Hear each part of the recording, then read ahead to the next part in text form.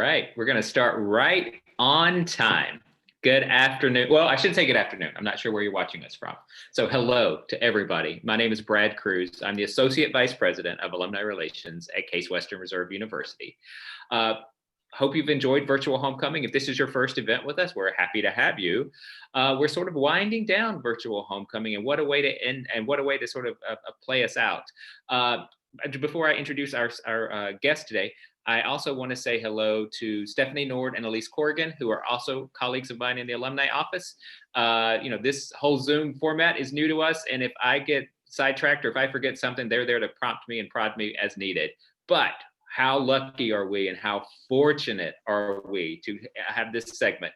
CWRU Gets Cooking with Bach Nguyen. Bach is a graduate of Case Western Reserve University, 2004 alum, graduated with a degree in psychology. He is owner and chef at Ninja City Kitchen and Bar, formerly at University Circle and now in Gordon Square. Running restaurants and being part of restaurants has been in his family for a while. His mother and grandmother had restaurants in Lakewood.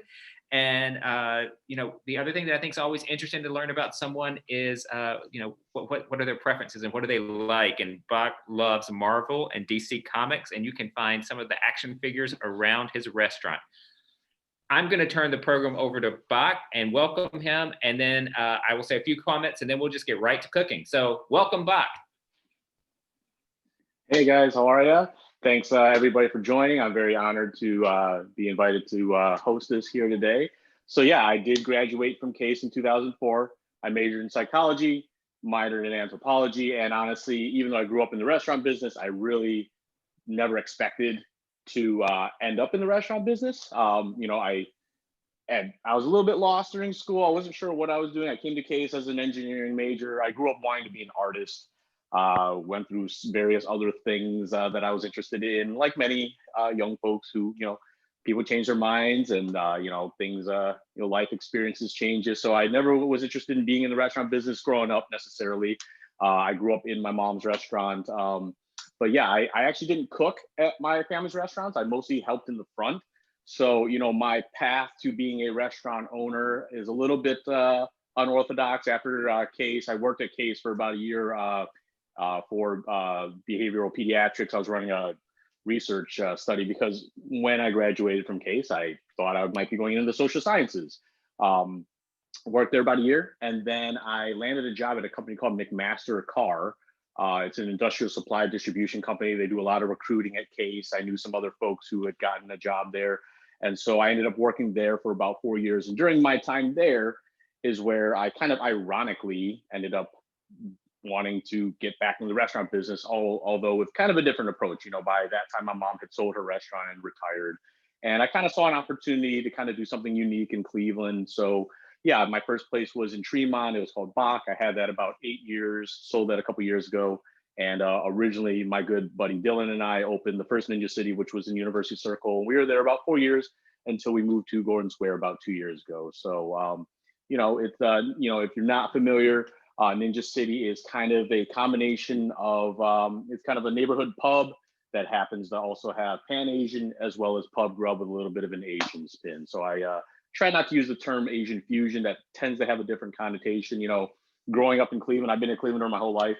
My favorite foods are, pho and burgers. And you can kind of see that in the menu. It's kind of a mishmash of things that I tend to like. So, one of the reasons why I picked the things that I'd like to go over with you guys today. So you may or may not have seen this video that went viral, I think a month or so ago, but about a dozen friends of mine sent it to me, and it's this guy named Uncle Roger, who I'm not familiar with him at all, but I saw the video, and essentially it was him watching a woman from BBC showing people how to make fried rice, and kind of his reaction and being kind of appalled at some of the things she did.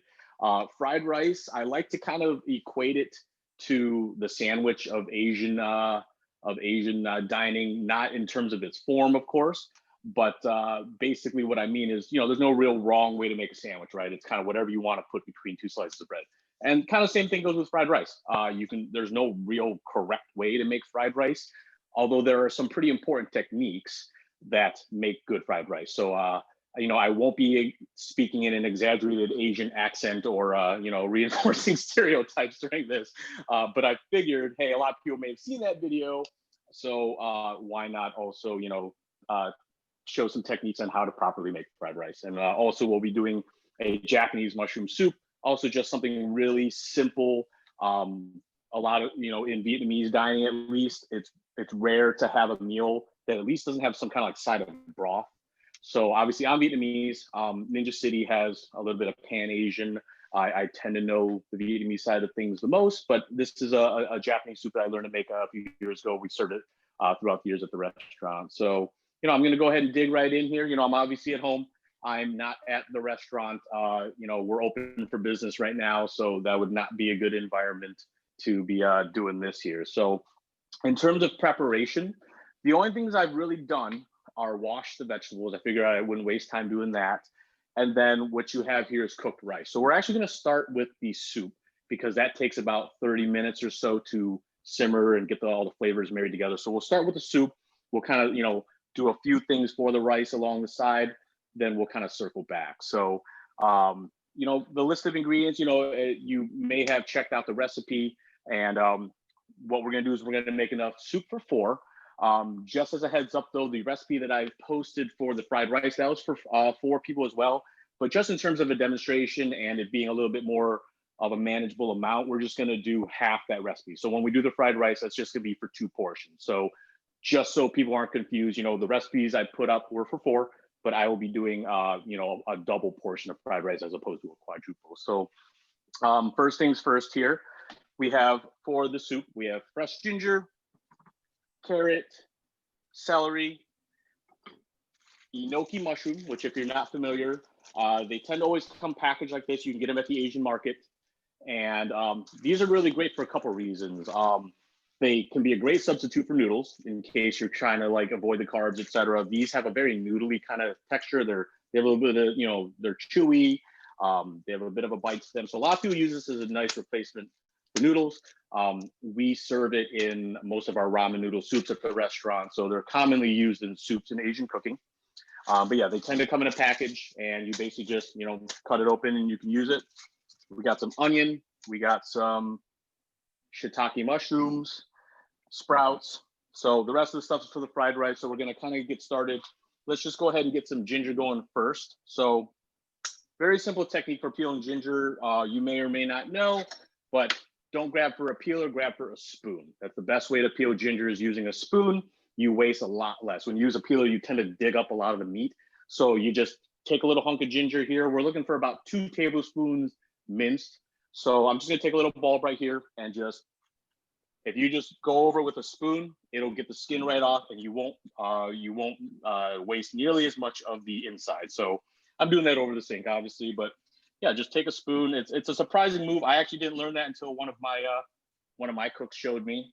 So I will put a caveat too that, at the restaurant, I wear a lot of hats and I am known for prep not being my favorite part of cooking. So the things that I really enjoy about cooking and being in the kitchen is I love the fast-paced nature. So if I'm saying things about the restaurant business that seem, common for you guys, excuse me, because a lot of folks don't know this stuff. But in a restaurant, in a commercial kitchen, you have a role called the expo, and that would be the person that essentially, as tickets come in, as people order their food, things print up on a ticket. And in general, you have a person acting as the maestro, more or less, and that's called the expo. And that's probably one of my favorite roles to work. Usually in large kitchens, you'll have a dedicated expo, and that person will literally do nothing but stand there and like call. So they'll more or less orchestrate and call out, hey, I need 2 pho, I need 2 chicken fried rice, etc. In smaller kitchens, the expoing tends to be done by somebody also working a station, and that's what I'm used to. So often I'll be on the walks and I'll be expoing, and that's kind of the fun part for me is the very fast-paced nature of putting out the food, timing things out, etc. So yeah, prep is not my favorite. My knife work is decent. I'm not gonna sit here and pretend that I have like the best knife work in the world, because in general, I'm not doing most of the prep. I usually, if I'm in the kitchen, I'm usually expoing or working a station. That tends to be where I like to be. So all you're gonna need is a very rough chop on this ginger once you get it peeled. This is just gonna be going into the broth, so you don't need to like mince it up very fine or anything, just a rough chop. And you know, another thing I put out there as a caveat is I'm not super used to measuring things. Often I'll cook something and then kind of have to reverse engineer it and figure out like, what did I just do? Because I got to get it on paper so I can show the other guys how to do it. So, you know, measuring is not something that I'm used to doing. So go ahead and just get your ginger into like a rough chop right here. It doesn't have to be very fine or anything like that. So I'm just gonna set that to the side. Carrot, I will use a peeler for a carrot, so that spoons don't work so well on a carrot. So I'm just gonna go ahead and peel this real quick.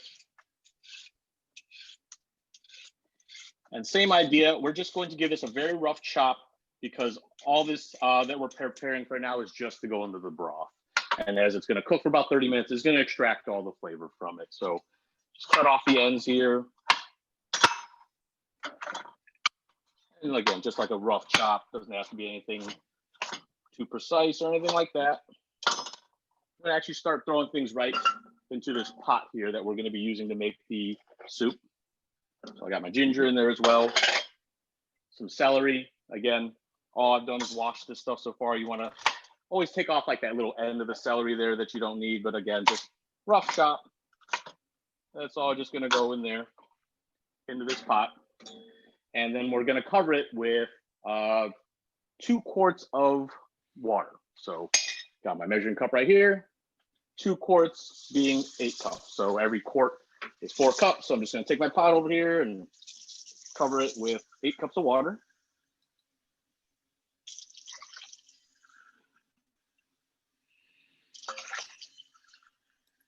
Feel free to chime in with any questions along the way. Hey, Bach, I do have a question. One just came in. It says, what do you suggest regarding making it vegan or gluten-free? Someone is a strict vegan and gluten-free, and they live on tofu. Okay, well, I actually picked these 2 dishes that we're doing today because both of them are vegetarian. The egg fried rice, obviously, with the egg is not going to be vegan, but if you simply remove the egg, it's now vegan. And then the Japanese mushroom soup is gluten-free naturally. And then the fried rice, the only thing that contains gluten is the soy sauce that we're going to add at the end. But there are many varieties of gluten-free soy sauce on the market. So I know Kiko Man makes one. So, you know, you can easily, that's specifically another reason why I chose these 2 dishes, because I wanted to, you know, show something that's very easily made vegan and gluten-free. So the Japanese mushroom soup's already vegan and gluten-free, and you can easily make the fried rice vegan and gluten-free as well. So thank you so much. Thank you so much. Absolutely. So what temperature do you have what do we? So right now I'm turning it on high. Okay. In general, and maybe this is, you know, again, my experience in trying to like fire out food as fast as possible, I tend to turn things on high in the beginning. And then once they, you know, get a little hot, then I'll kind of control my temperature. But in the beginning, all you're trying to do is bring it up to temperature. So as that's starting to warm up, I'll also get my onion going. This 1 whole onion should be enough for both the fried rice and the Japanese mushroom soup. So we're gonna need 3/4 of it for the soup and 1/4 of the onion for the fried rice. So with an onion here, and again, by no means am I trying to teach you knife work. I'm okay with a knife, but this is less of a tutorial on knife work and more so just how to throw together a couple of simple recipes. So in general, I lop off the ends here. I tend to peel away and throw and discard just that very first layer. And then from there, we'll chop it up. So for the soup, you're just gonna need a very large rough chop, just like we did with the carrot and the celery. Right. Again, we're just trying to extract the flavor. I'm gonna take half of my onion is going to be for that. And then 1/4 of the onion, I'm just gonna set aside. That'll be for the fried rice. So we'll circle back to this guy in a little bit.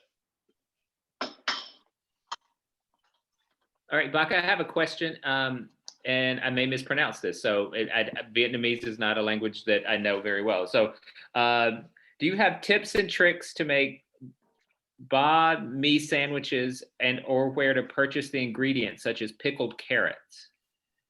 Yeah, so we pickle all of our own vegetables in-house for the restaurant, but at most Asian markets, you'll be able to find pickled daikon and pickled carrots, which you could use for the banh mi sandwiches.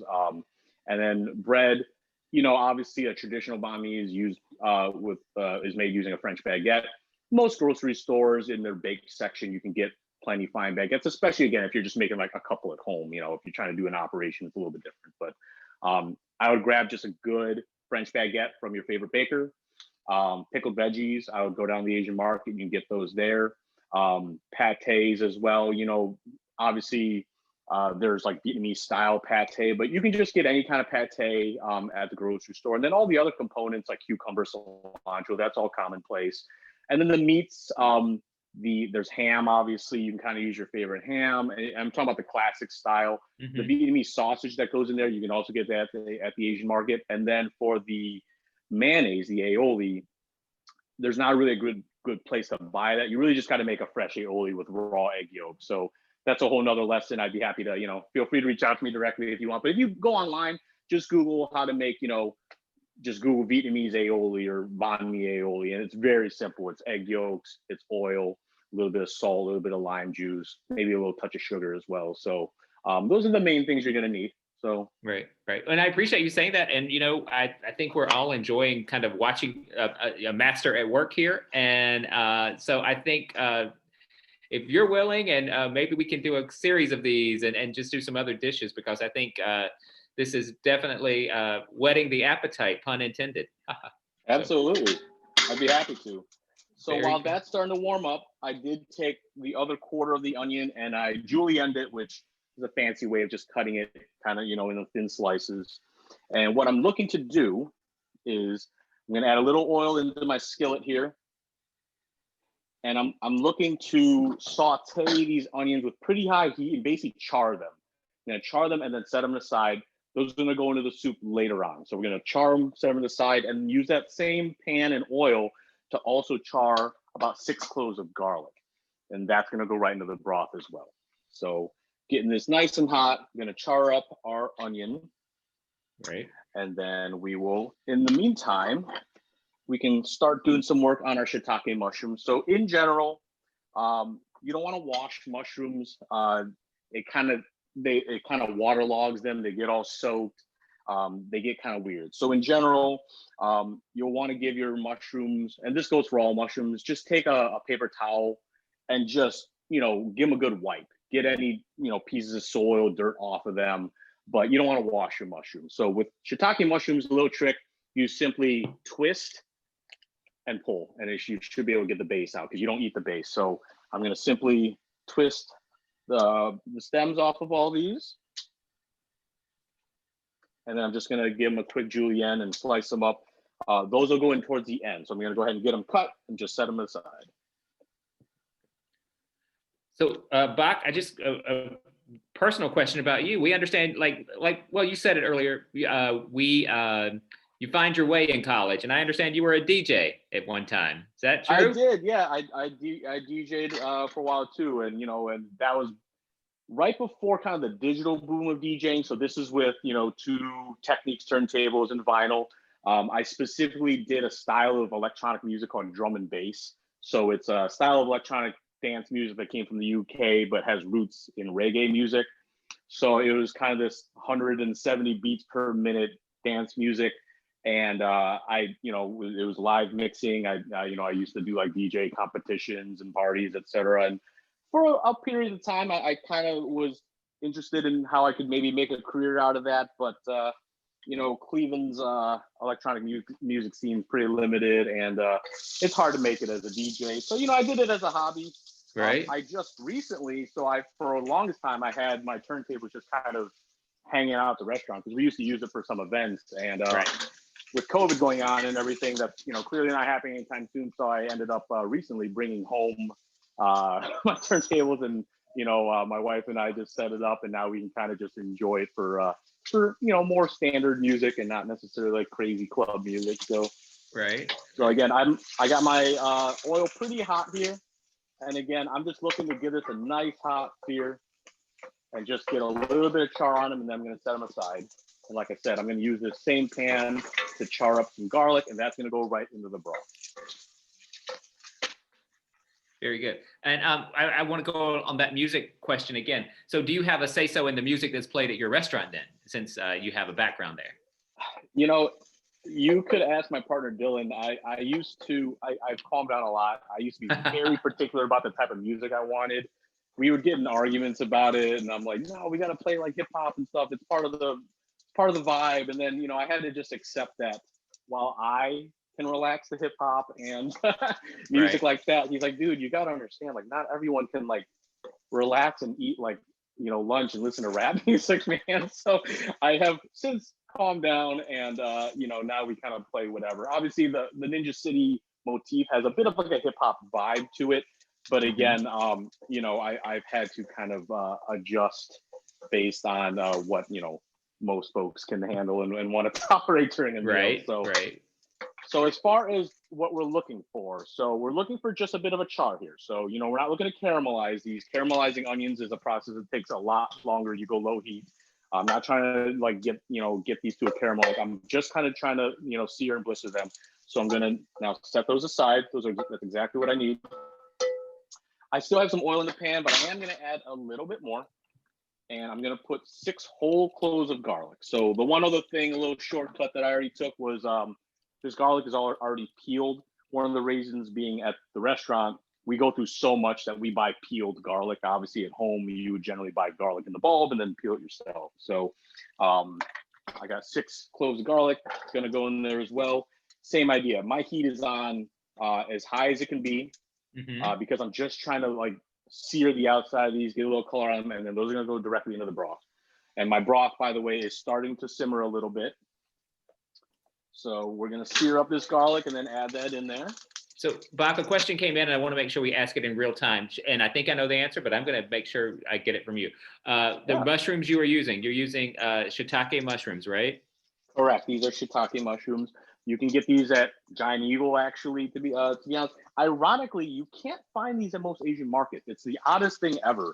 When we run specials with this, I'll often use one of the purveyors at the Westside Market called Boutros Brothers.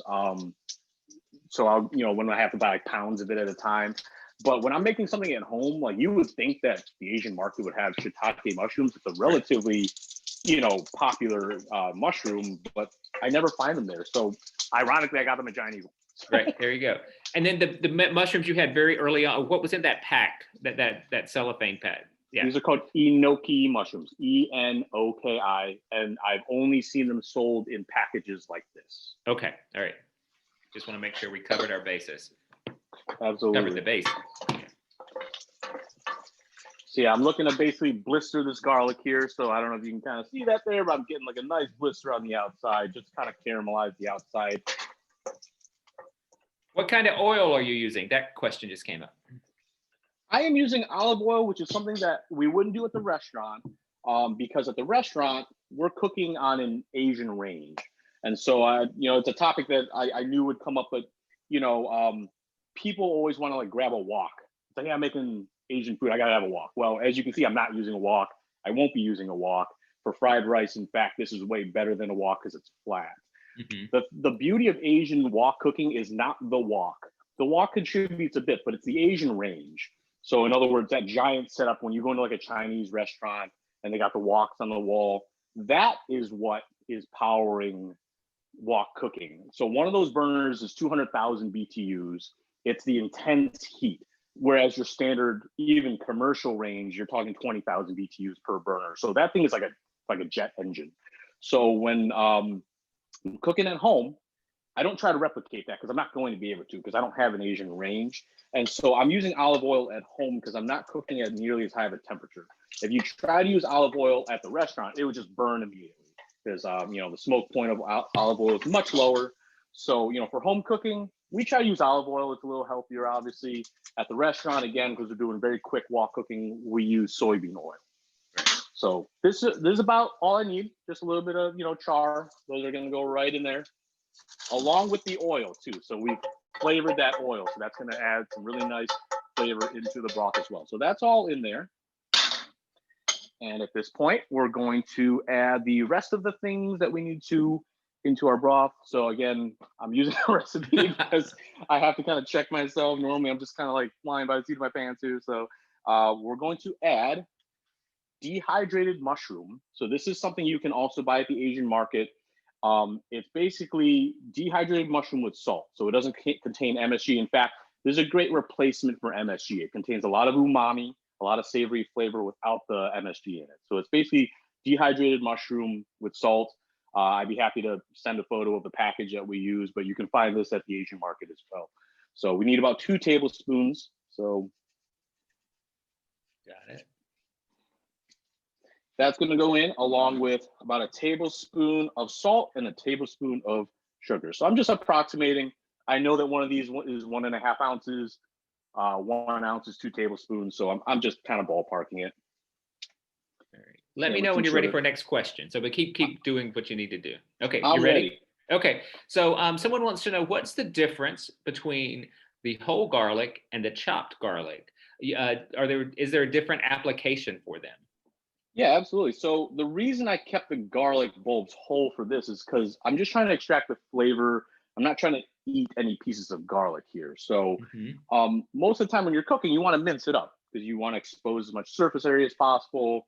And you want those bits of garlic in there. So usually I would only use, we almost exclusively use minced garlic. So when we're cooking dishes, when we're putting it in things, it's usually minced. But for a broth, that's one of the few times I would keep it whole.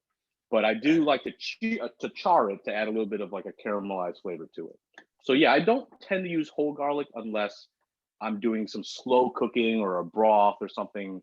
I wouldn't want to put chopped up garlic in here. I think it would kind of like basically disintegrate and kind of, you'd get the flavor, but it's a little bit different, if that makes sense. Right. So generally for broth, slow cooking, things like that, you'll keep it whole. So I have a yes/no question. I have a yes/no question. It's do you have a recipe for agadoshi tofu gluten-free? And that's just kind of yes/no. And if you do, maybe we can get it from you afterwards. I don't. I've never heard of that actually. Okay, so, maybe I'm pronouncing it wrong. AGA is the first word. DOSHI is the second word. Not familiar. I'll look into it though. All right. Yeah, okay. I've never heard of it. All right. So the soup was starting to simmer. So at this point, I'm going to turn it on low, and that's going to just hang out for about 30 minutes. So towards the end here, as we're finishing our fried rice, that should be in a good spot. So what I was tasting for is to make sure there's enough amount of salt, but you just have to know that anytime you're cooking, your food will continue getting saltier. So as you cook, as water reduces, it's only going to get saltier. So if it already tastes the right saltiness now, you might need to add some more water because by the time you're done, it's going to be even saltier. So it's appropriately slightly bland right now, meaning when it gets to its final form, it should be the right amount of salt. And again, you can always adjust. It's hard to take things out. So if you're ever concerned, the key to cooking is add a little at a time, because once you add it, you can't get it back out. So err on the side of caution, because you can always adjust by adding more, but once you add it in, it's harder to correct it. So but right now I like where that is right now. It smells great. I wish you guys could smell it. So that's just going to kind of hang out. In the meantime, we'll finish the rest of our veggie prep for the mushroom soup before we move on to the fried rice. So I got my shiitake mushrooms. I got the stems removed. So at this point, I'm looking to again, julienne these as well. So I'm looking for, I would call it about an 8-inch thickness of a slice. So in general, I like to put the rougher side down. It acts as a nice little base, and just run your knife through, and you're going to get slices about this thick here, and that's what you're looking for. So just slicing that, putting that to the side.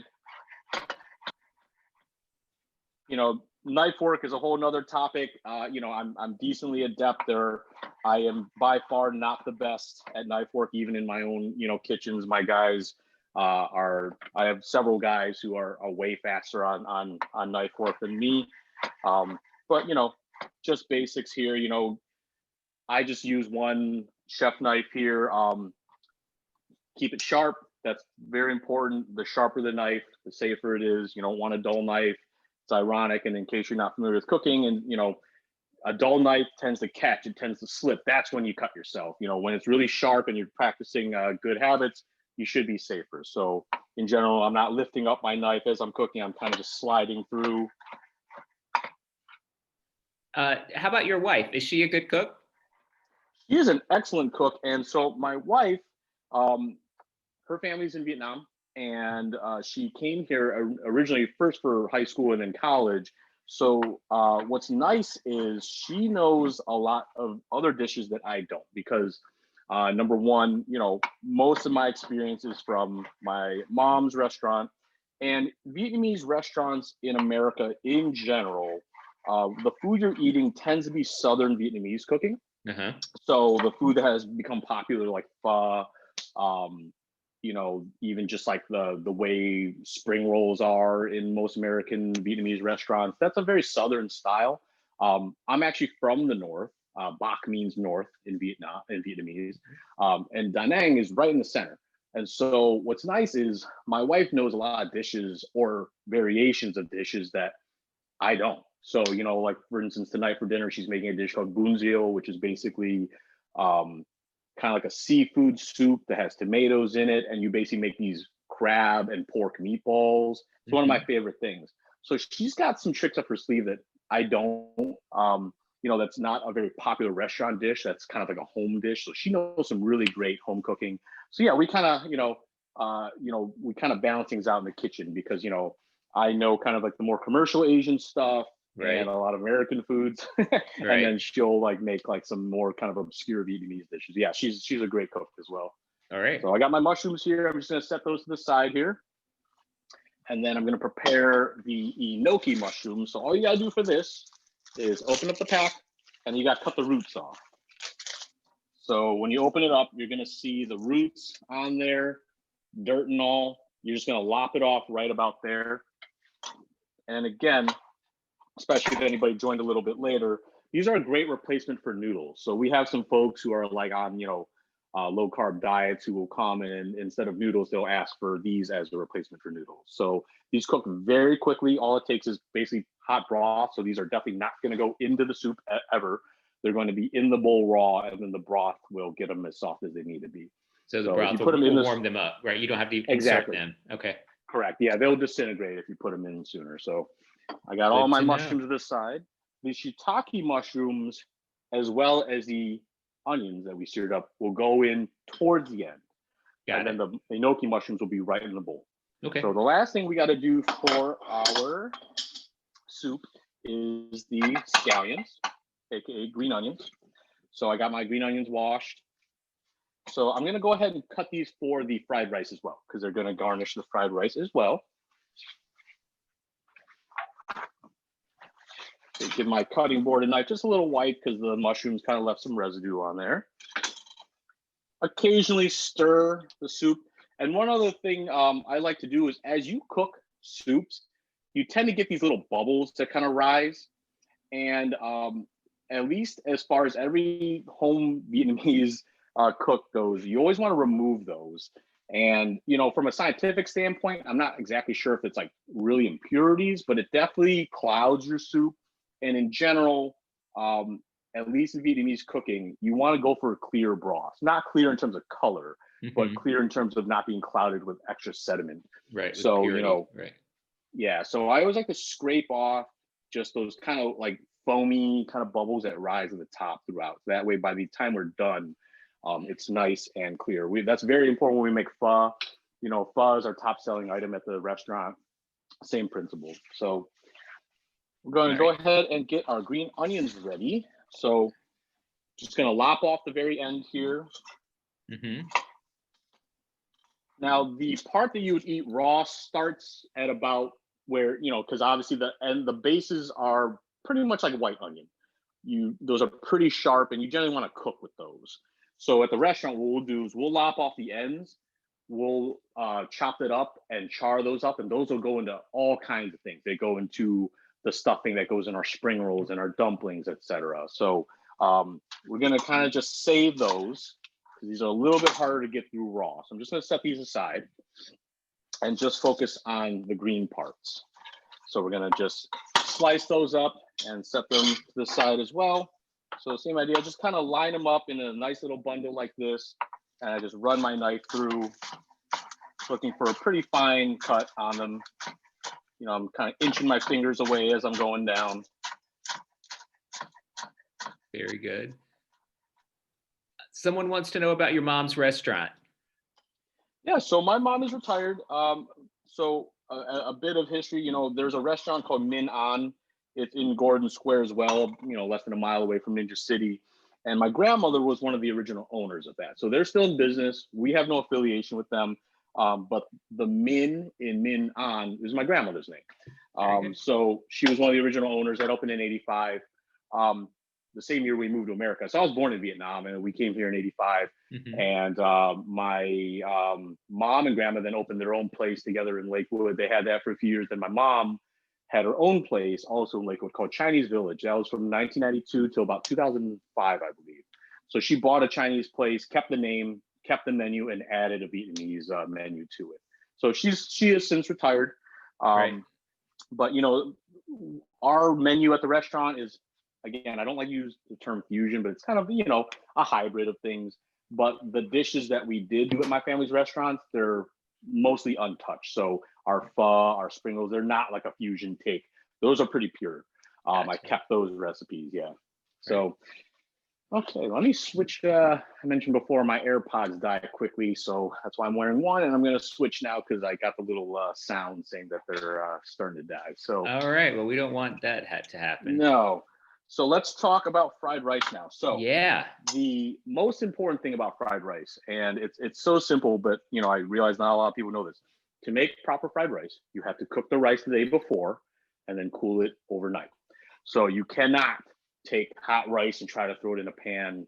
And I've also heard of people thinking that you take like raw rice. That definitely, that's not how it works. So you cook your rice and then you cool it down overnight. And that's what we have here. So I highly recommend getting a rice cooker. I don't even know how to make rice on a stovetop.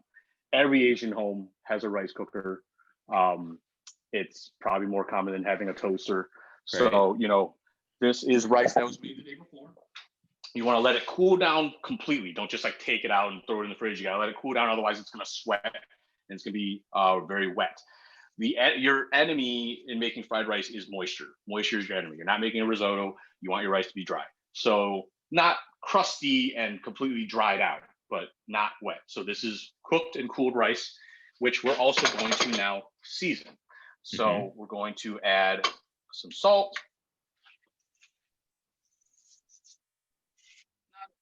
Because we're also going to add soy sauce as we cook it as well.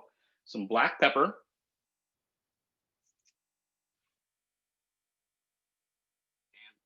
And granulated garlic. So those things.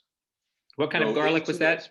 Was there granulated garlic? Granulated. Okay, got it. Yeah, which is different from garlic powder. Because granulated garlic, you know, garlic powder is a lot smaller, and it just has a different flavor. So I'm just gonna use my hands, and I'm just gonna mix the seasonings into it. And what type of grain is the rice? That question just came in. This is jasmine rice. That's what we eat at home. A lot of Vietnamese homes eat jasmine rice. There's really no real wrong answer. You could even use brown rice if you're going for a more healthy take. Obviously, brown rice has a lot more of like a nutty flavor, so it's going to come out very differently. But in general, I really like using either just standard long grain rice or jasmine rice, which is the kind of rice that we tend to eat at home. So yeah, so it doesn't have to be super thoroughly mixed in because you're going to be sauteing it in the frying pan. So I'm going to set that to the side, wash some of the starch off my hands here, and get going on our, let's go ahead and peel another small carrot. And we use a peeler for that, I remembered. Using a peeler for that. And what I want is small little pieces, approximately about the same size as these green peas, which are going to be going in there. So I'm just going to go ahead and cut off the ends. I find it easiest to kind of take it into sections. Then you can kind of split the sections that way. And then that way you can kind of then start kind of going down like this. Same idea here. And just chop it up.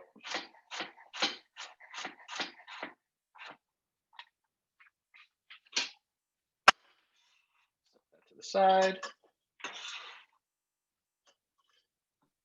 Same idea here. Just kind of just break it down. I tend to like to cut things to give them a flat base. That way, you never want to try to cut something with like a round, what's rounded on the bottom. Like never ever try to cut like a carrot, like where it's like this, because you're asking to cut yourself. You want things flat on the board. Right. So I don't feel comfortable asking you questions while you have a knife in your hand. I don't know why. I just feel like I'll ask the question as soon as he's finished with that. You can go ahead. I'm used to way more chaotic environments.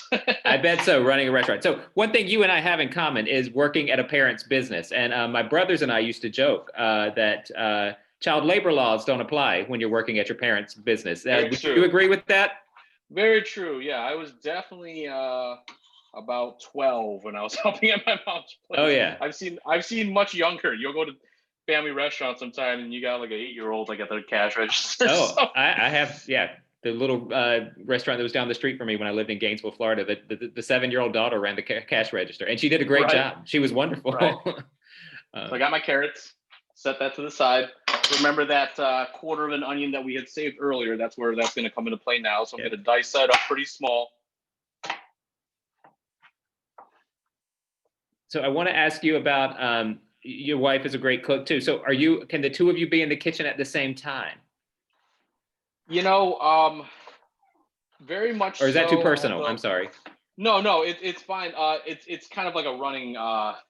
So when I cook at home, she tends to have to remind me that I don't have a crew of guys that are going to come back and clean up after me. So at the restaurant, obviously, I have a crew of folks, so I can kind of be as messy as I want. And, she's like, you gotta remember at home, you don't have like a guy that's going to like come and clean up after yourself. So yeah, no, we work well together in the kitchen. But I've had to learn to, practice some better habits at home because I tend to forget that. So I got my onions and carrots diced up. Now I'm going to chop up some garlic. Mm-hmm. So I still have some bulbs of garlic right here. Gonna lop off that tiny little, base at the end there. And then, for the amount of rice we're doing, two cloves of garlic will be plenty. So same thing applies. Like usually if it's in the bulb, you'll kind of like smash it to kind of get the skin off. I like to do that even when they're already peeled. It helps kind of just start that process. So pretty fine mince, it doesn't have to be perfect, but you don't want to bite into like a huge chunk of garlic. So just get that minced up.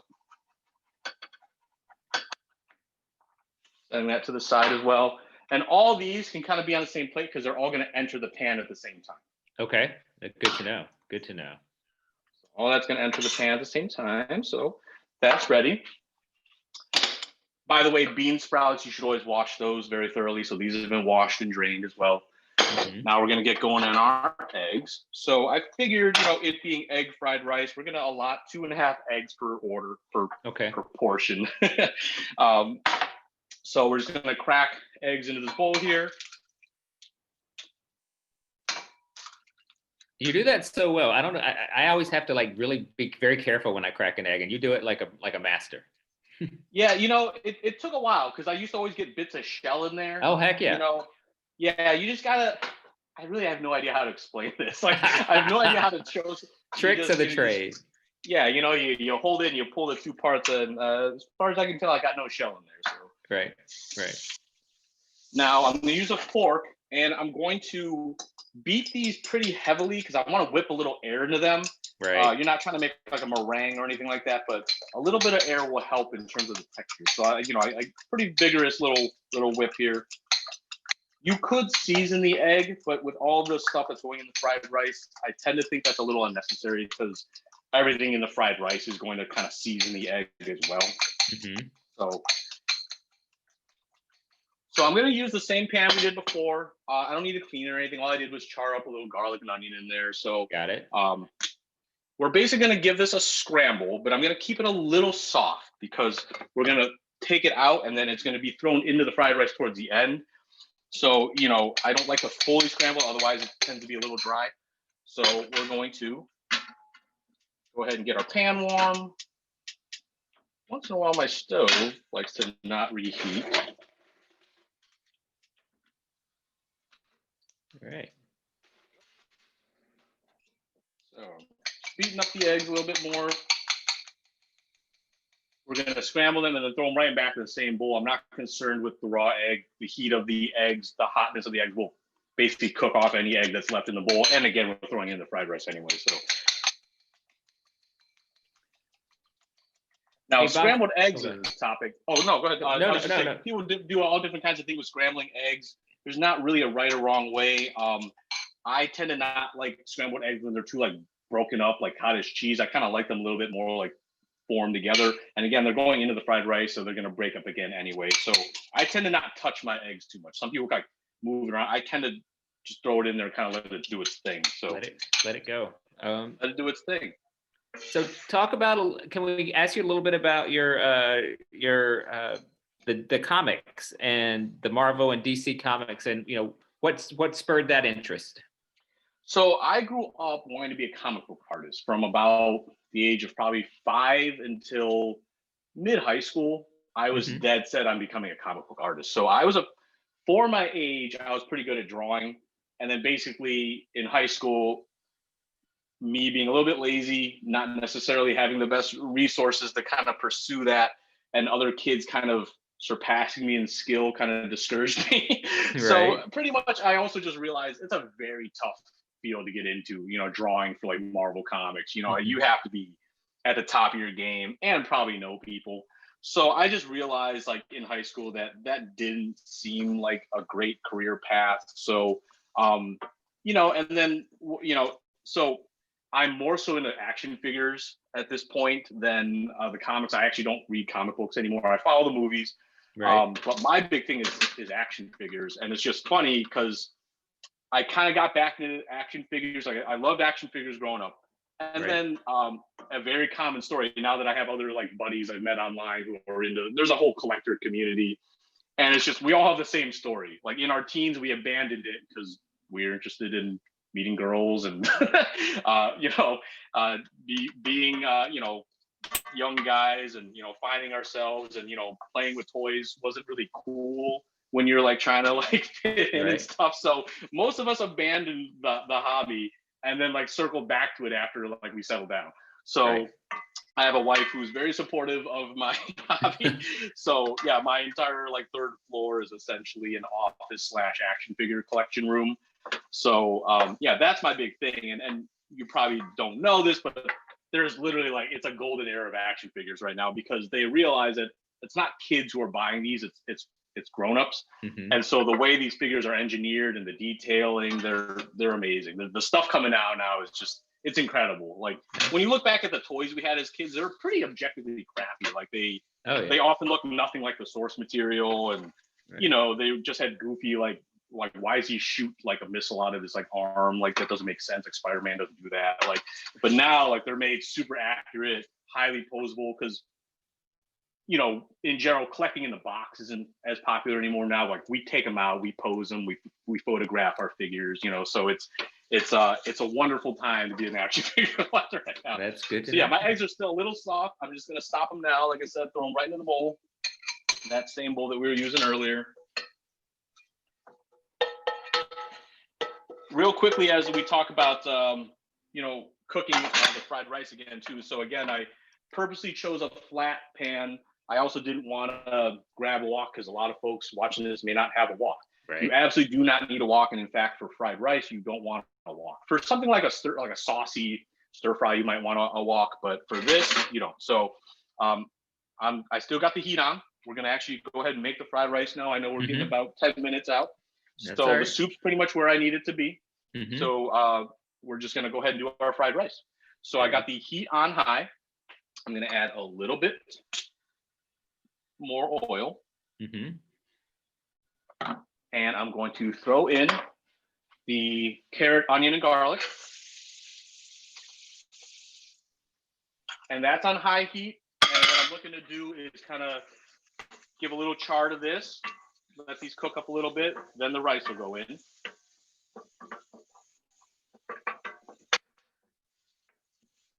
No need to add any seasoning or anything like that. The rice is already seasoned, and then again, we're going to add some soy sauce and sesame oil at the end, which is really going to bring it to life. Yeah, just kind of let the veggies cook a little bit first, because this will take a little bit longer than the rice. So again, I got it on high as possible. I'm going to check my soup again, make sure we don't need to make any adjustments here. Right. But hey, it's Bob, coming together real nice. We've got a question. What kind of utensils are you using?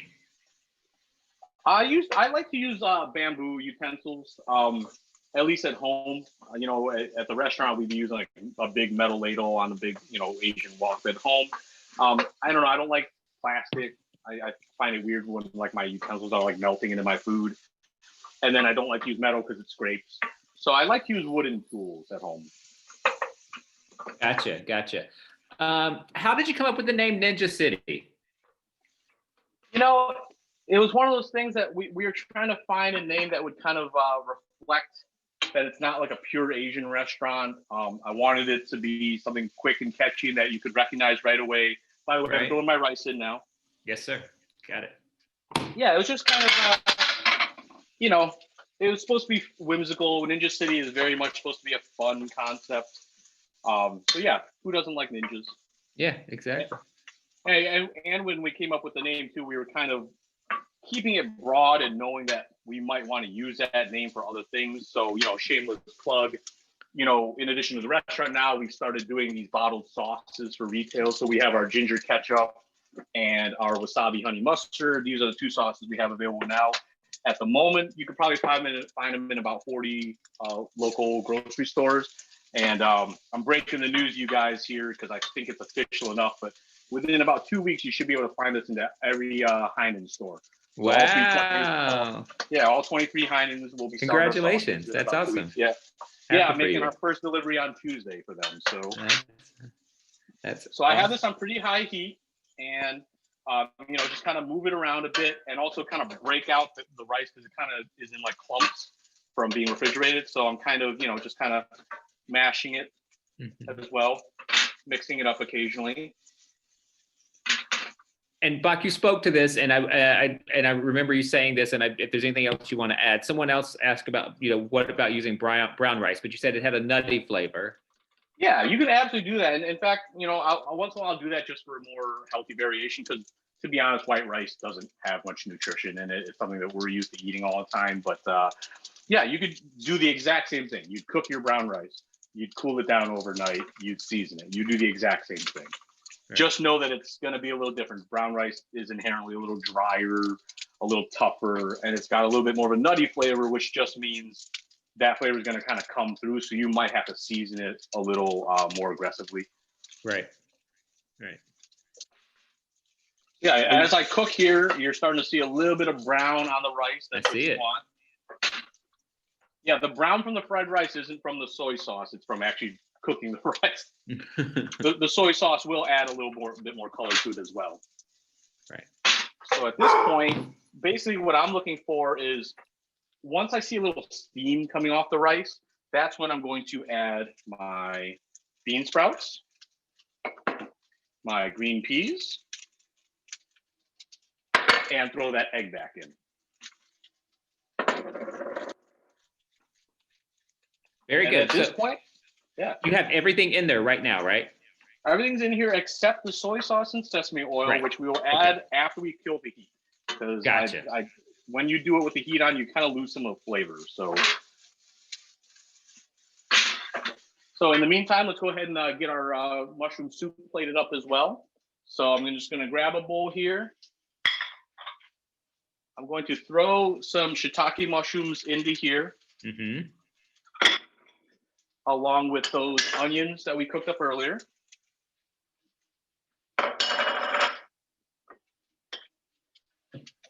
Turn this back on high because I want to bring it back up to a boil. I'm going to take some Enoki mushroom. They kind of come like clumped up, so you kind of just spread them out into your bowl.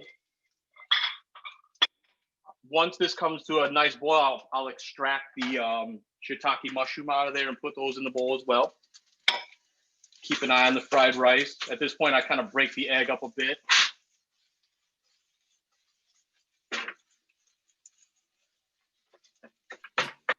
Very good. And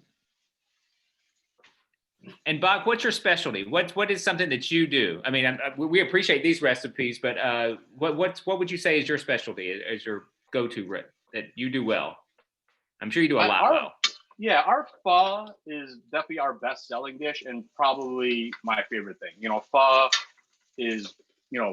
and burgers are my two favorite foods, and again, that's one of the recipes that I haven't like doctored up or fusionized in any way. So if you go to Ninja City, I highly recommend getting our pho. It's just perfect comfort dish, signature dish of Vietnam. So at this point, my rice is pretty much where I want it to be. So I'm going to kill my heat, and then I'm going to add my soy sauce and sesame oil. And again, sesame oil is not the kind of oil you want to cook with. It's the kind of oil you want to season with. So I'm going to add my soy sauce in here now. And a little bit of sesame oil goes a very long way. You don't need much at all. That was probably less than a teaspoon. And at this point, the heat's off. All I'm literally doing is mixing that stuff in.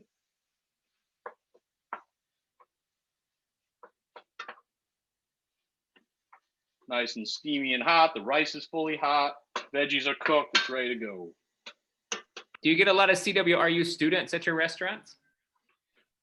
Less so than when we're in University Circle, of course, because we're on the other side of town. But yeah, definitely, we definitely have folks come through and, introduce themselves as CAS folks, so I'm going to go ahead and plate up our fried rice here and then top it with some of those scallions that we chopped up earlier. And this here is a completed egg fried rice. Again, this is by no means me saying this is the perfect combination of vegetables. You can do whatever you want with your fried rice. We had that virtual beer dinner the other night, and we made a smoked pork belly and squash fried rice because it was pairing with Mad Tree beers. So that's why I say it's kind of like the sandwich of Asian cuisine, because you can do anything you want with it. So, and let's go ahead and plate up our mushroom soup. So I'm going to purposely grab some of those charred onions. I'm realizing we just skipped a step. Normally you would strain out the veggies in the soup. We got so consumed with talking. So it's not ruined by any means, but normally you would strain out the celery and the carrots and everything, because you don't really need to eat that. That's just for the broth. So either way, it's still going to be great. So I got my mushrooms, shiitake, the enoki, and some of those charred onions in the bowl now. And I'm just going to ladle some of the broth on and top it with some scallions, and we're good to go. Very good. Yeah. And again, this meal is other than the egg, which you can simply not include. It's completely vegan. And then again, if you just get one of the soy sauces you want to look for is called tamari, and that's a gluten-free soy sauce. And so this is already gluten-free. The fried rice can be gluten-free with the substitution of the tamari soy sauce, and you're good to go. And then just throw some scallions on top here, and that is our Japanese mushroom soup. So it's a nice little soup to kind of sip alongside with the fried rice as you eat it. So very good. And one last question for you, and is what advice would you give someone who is thinking about getting into the restaurant business? Don't. I say that half jokingly. It is a very tough business. It's a notoriously tough business. You kind of have to have a certain personality type. It's a lot of moving parts. So owning any business is difficult. Restaurants have a lot of labor involved, a lot of food costs, it's perishable goods. So I am joking. If somebody was interested in opening a restaurant, consider it carefully. Realize in the beginning you could be working 80 hours a week. And essentially, I would say the most important things is focus on your concept. Make sure that the concept fits the location you're targeting, and really just focus first on your concept and your menu, because your menu is going to dictate everything. It's going to dictate the equipment you need, how many folks you need working at any one time, the ingredients you need, all that kind of stuff. So it really starts with the menu and building an intelligent menu that there's cross-utilization of ingredients. Like, to have a menu with 20 items and every single item only uses unique ingredients, you're asking for trouble, so if you can try to cross-utilize things across dishes. But yeah, I would say, do your research, think of a concept, figure out if that concept seems like it'll fit in the targeted location, because location, it's a very, it's people say it all the time, but it is very true. I would say for restaurants specifically, maybe not so much for other businesses, but your location is probably your most important determining factor in whether or not you'll be successful in terms of a restaurant, at least. So do your research, get to know the neighborhood, see if is there a demand for the concept you're trying to come up with? Because you may have a genius concept, but it might not be the right neighborhood for it. So, Right. those are the things, concept design and menu. Those are probably the most important. Design, location. Very good. Very, very good. Yeah. Yeah, absolutely. So any last thoughts before I wrap it up? And thank you so much for this. Oh, absolutely. No, I had a great time. Hopefully this was somewhat helpful for folks at home. Feel free to reach out with questions. Again, I have my own little slice of experience in Asian restaurants. I didn't go to culinary school. I didn't do some of the traditional things a lot of other chef restaurant owners did. I kind of pieced together my family background with my own passion in cooking, etc. But I hope this was helpful, and I hope that you guys had a good time. Thank you so much. And we are very appreciative to have you and have you as an alumnus, and also to have you offer this. And this is, our virtual foray into doing something like this. And thank you so much for opening up your home kitchen to us, which is so nice. And so thank you so much. Thanks to everybody for attending, and bravo to Bach. So thank you, and we appreciate it. Thanks, guys. Appreciate it. Thank you.